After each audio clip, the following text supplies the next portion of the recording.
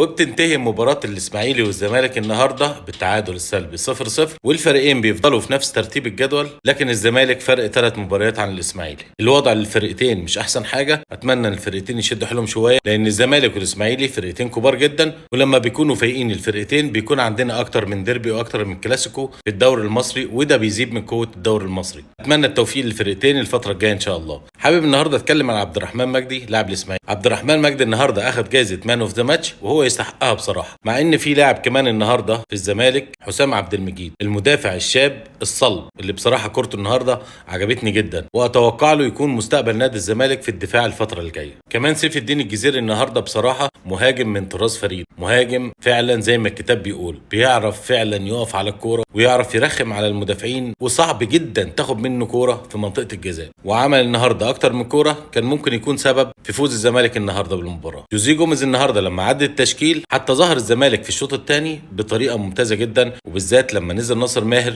مع عبد الله السعيد مع زيزو مع سيف الدين الجزيري، الاربعة دول هيبقوا هجوم كاسح في نادي الزمالك، وهيدوا قوة كبيرة جدا لفرقة الزمالك. لكن نص الملعب هو اللي عليه شوية علامات استفهام. اتمنى الفترة اللي جاية جوزيه جوميز يطلع لنا بقى المواهب في التشكيل وفي الفنيات وفي التاكتكس وفي كل حاجة، عشان نشوف زمالك قوي ويكون ند في كل المباريات الكبيرة، علشان الاهلي لما يلعب قصاد الزمالك نلاقي مباراة قوية جدا ونستمتع بيها. شكرا كابتن حسين لبيب على الدعوة اللي انت وجهتها لمجلس إدارة النادي الأهلي، وشكرا كابتن محمود الخطيب على تلبية الدعوة، وكمان إن شاء الله قريبا جدا هنشوف كابتن حسين لبيب ومجلس إدارته جوه النادي الأهلي، وهي دي الروح اللي دايما عايزين نشوفها ما بين الناديين الكبار جدا، أكبر ناديين في الشرق الأوسط، النادي الاهلي والنادي الزمالك. ويا رب الزياره ديت والزيارات اللي جايه والتعاون والروح الحلوه اللي ما بين الناديين تنعكس على جماهير الناديين ان شاء الله رب العالمين، ونشوف كوره تنافسيه بدون اي تجريح في حد. الكوره يا جماعه اساسا قائمه على الروح الرياضيه، وقائمه على المبادئ وعلى الاخلاق، وقائمه على المتعه، فاتمنى الفتره الجايه ان شاء الله اشوف كل الحاجات دي موجوده في الكره المصريه.